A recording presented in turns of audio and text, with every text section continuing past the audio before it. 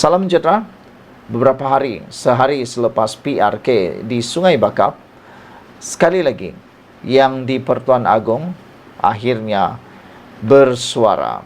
Apa pula isu yang diutarakan oleh yang di Pertuan Agong, Ketua Duli Yang Maha Mulia di Pertuan Agong kali ini?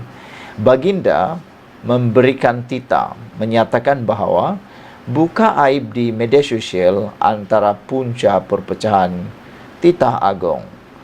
Memang tepat dan saya setuju.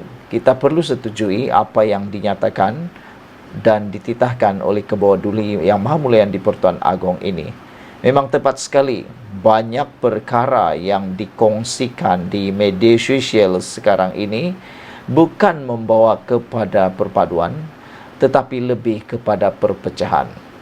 Yang paling sedih sekali ialah politik yang masuk dalam media sosial lebih banyak berunsurkan kebencian daripada pembangunan. Itu sudah terbukti. Kalau kita lihat sekarang, lebih banyak menghasut, lebih banyak adu domba, lebih banyak perkara yang berkemungkinan membawa kepada politik kebencian, serangan, dendam dan sebagainya, membawa kepada perpecahan. Tepatlah seperti yang dititahkan oleh Agong. Yang di Pertuan Agong, Sultan Ibrahim mengingatkan rakyat agar tidak menjadikan media sosial sebagai platform untuk berbalah dan membuka aib, kerana ia akan menjadi punca perpecahan dan persengketaan. Seri Paduka Baginda turut mengingatkan rakyat agar tidak bersikap keterlaluan atau ekstrim, terutama dalam isu yang berkaitan dengan kaum dan agama. Jangan buka aib orang lain atau tularkan perkara-perkara yang memalukan, kerana ini semua akan menjadi punca perpecahan dan persengketaan. Tita Sultan Ibrahim pada Majlis Sambutan Ma'al Hijrah Peringkat Kebangsaan tahun 1446 Hijriah tahun 2024 Masihi di Putrajaya. Turut berangkat Raja Permaisuri Agong Raja Zaid Shofia. Turut hadir ialah Perdana Menteri Datuk Seri Anwar Ibrahim dan isteri Datuk Seri Wan Aziza Wan Ismail, serta Menteri Jabatan Perdana Menteri Hal Ehwal Agama Datuk Seri Muhammad Naim Mokhtar. Sultan Ibrahim bertitah agar orang ramai hari ini berdepan dengan cabaran kebanjiran maklumat tanpa sempadan melalui media sosial yang sukar dikawal. Justru Seri Paduka Baginda mengingatkan semua rakyat supaya sentiasa berhati-hati dalam menuntut ilmu agama di media sosial dan memastikan kandungan yang diperoleh adalah sahih dan berwibawa. Sultan Ibrahim bertitah terdapat kebimbangan yang semakin meningkat mengenai penyebaran maklumat berkaitan agama Islam yang mengelirukan, tidak tepat, salah tafsir dan ajaran menyimpang daripada prinsip Islam sebenar. Jika orang dahulu belajar agama dengan membaca kitab dan mendengar kuliah di masjid, tetapi masyarakat sekarang belajar agama secara online daripada ustazah Facebook dan Ustaz TikTok. Salam sejahtera, terima kasih kerana bersama dengan saya di Nazilin Unity Channel. Selepas beberapa jam PRK Sungai Bakap, ini pula komen daripada Zahid Hamidi. Ada yang menjangkakan Zahid Hamidi mungkin akan mempersalahkan Pakatan Harapan dan sebagainya, tetapi rupa-rupanya lain pula yang jadi. Zahid menyatakan kekalahan di Sungai Bakap bukan penamat untuk kerajaan perpaduan. Itu komen Zahid.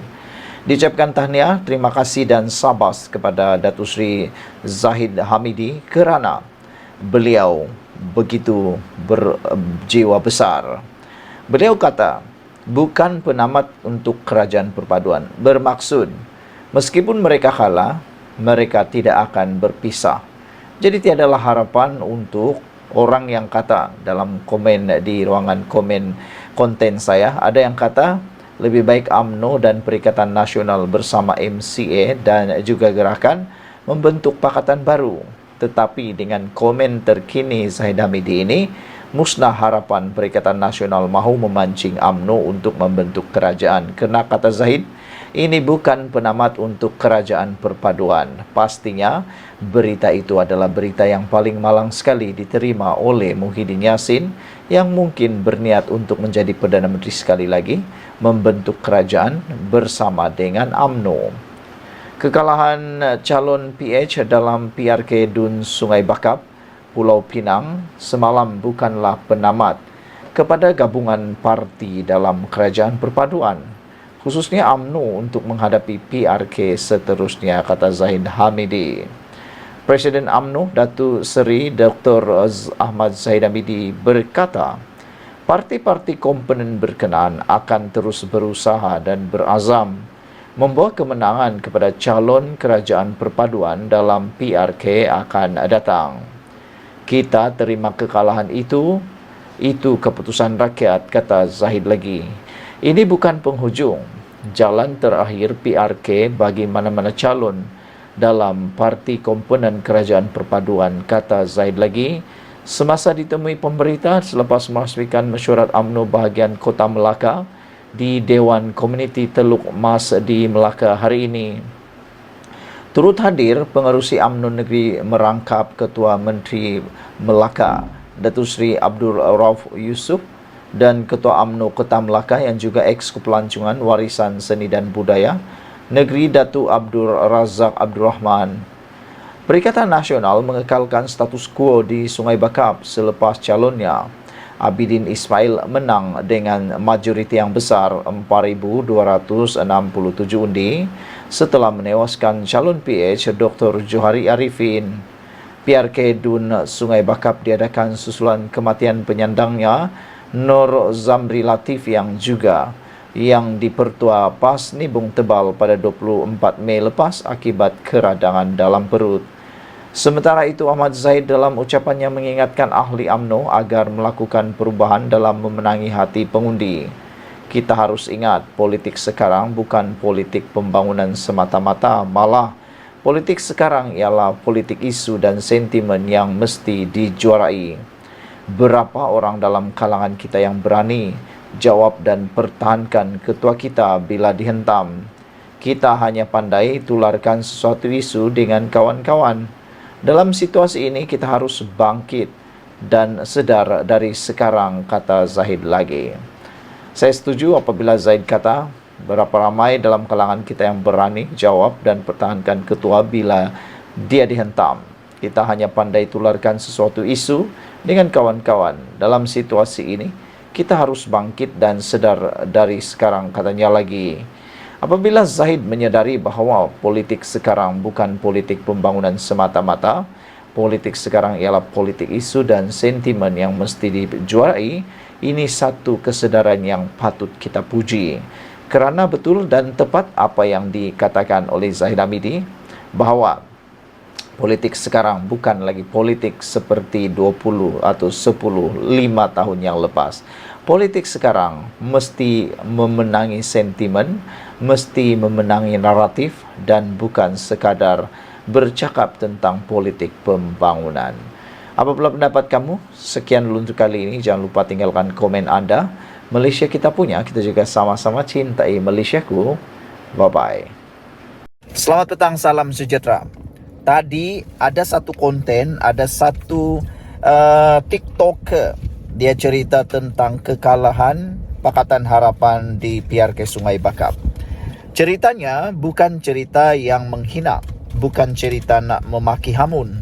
Tapi ceritanya ialah cerita kebenaran, bukan sekadar logik akal, tapi itu faktanya. Beliau kata, kerajaan Perikatan Nasional gagal menggoncang kerajaan negeri Pulau Pinang, juga kerajaan persekutuan.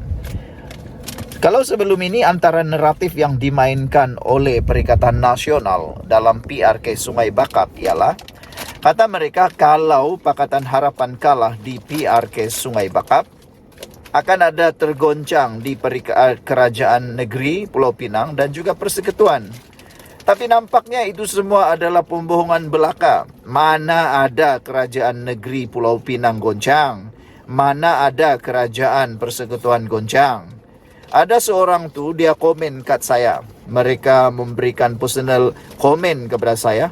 Mereka kata, "Hey brother, PRK Sungai Bakap menunjukkan kepintaran para pengundi.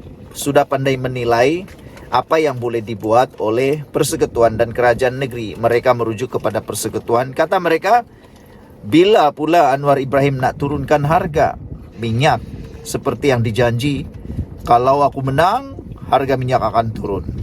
Okey, inilah jawapan dia, saudara-saudara sekalian. Jawapannya mudah. Dulu ketika Anwar Ibrahim membuat janji itu, kalau masih ingat tahun bila? Coba jawab, tahun itu tahun bila?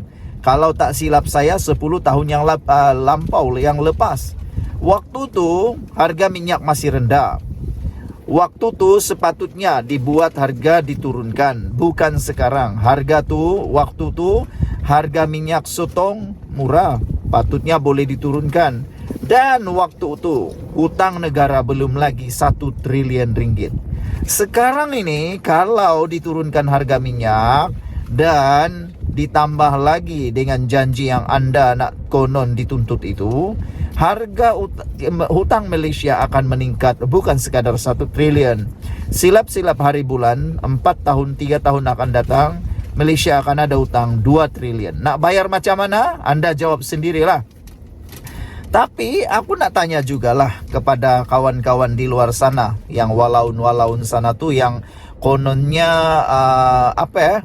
menghina kerajaan perpaduan kerana kalah PRK Sungai Bakap sampai ada yang bersorak sini sana. Nak tanya jugalah kan, pada pendapat anda, apakah sebenarnya cadangan untuk dapat memperbaiki kitaran wang Malaysia yang bercakap tentang hutang negara ni? Apa yang boleh dibuat, dicadangkan oleh Perikatan Nasional?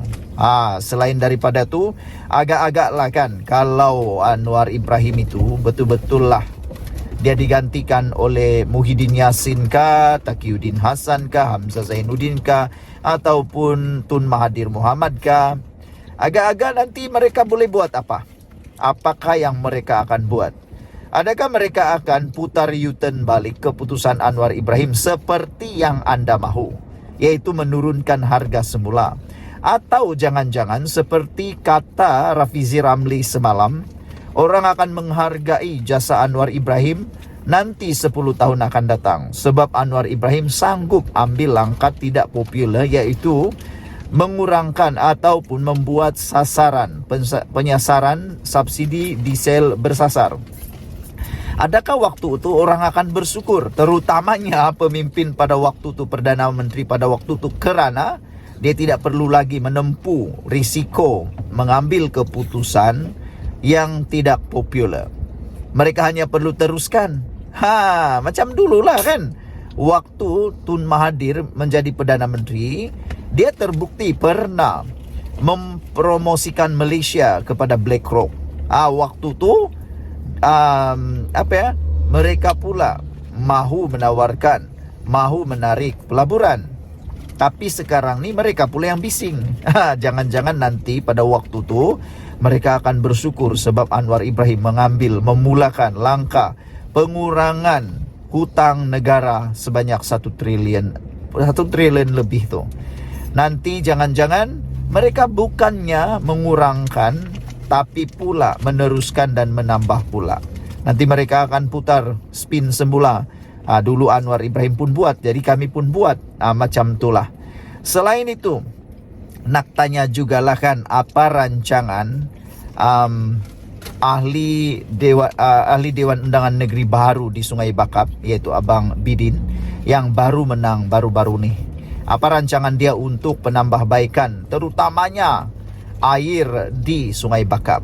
Memandangkan sekarang ni, macam yang aku kata mula-mula tadi, memandangkan sekarang ini wakil rakyat di Sungai Bakap itu ialah daripada pembangkang, yang mana sepatutnya rakyat di Sungai Bakap mengambil peluang kedua tu, memenangkan calon Pakatan Harapan supaya mereka jadi kerajaan, tak perlulah jadi pembangkang.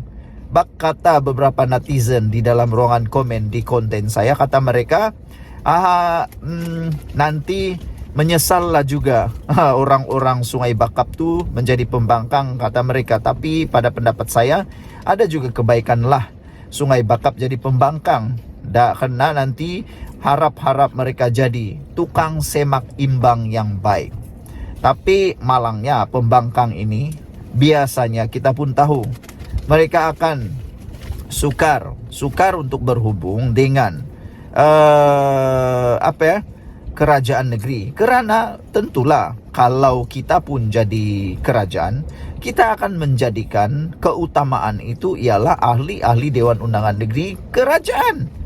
Jadi mereka sebenarnya di kawasan Sungai Bakap bukanlah salah memilih, tidak salah memilih, tapi mereka memilih jalan yang lebih sukar, yaitu memilih menjadi pembangkang. Walau bagaimanapun, kita terimalah dengan hati yang terbuka keputusan orang-orang Sungai Bakap. Saya pun bukan orang Sungai Bakap, tapi yang pastinya mereka sudah bersuara, mereka sudah memilih, tangan mereka sudah memangkah. Terpulanglah sekarang pada mereka untuk menilai pula sejauh mana bijaksananya mereka memilih tersebut. Tapi yang pasti, saya ulang balik isu awal tadi, apabila kemenangan pilihan raya di Sungai Bakap sebenarnya tidak membawa apa-apa perubahan pun kepada Sungai Bakap dan kepada kerajaan Dewan Undangan Negeri dan juga untuk kerajaan persekutuan. Kerana untuk makluman kamu, mungkin kamu sudah tahu, saya ulang saja, kerusi Dewan Undangan Negeri Sungai Bakap memang dimiliki oleh PAS. Jadi kalau mereka menang pun tiada apa-apa bezanya, tetap milik orang-orang Sungai Bakap, yaitu PAS. Kalau mereka memenangkan kerajaan persekutuan atau kerajaan negeri melalui calon Pakatan Harapan, barulah ada perubahan. Tapi oleh kerana mereka memilih untuk mengekalkan PAS di sana, tiadalah perubahan. Jauh sekali lah kerajaan negeri boleh goncang, jauh sekali lagi lah kerajaan negeri boleh tumbang, apalagi kerajaan persekutuan jauh sekali lah untuk tumbang, apalagi bubar. Jadi itu ilmunya untuk kamu kongsikan kepada ramai orang. Malaysia kita punya, kita juga sama-sama cintai Malaysia ku. Bye-bye.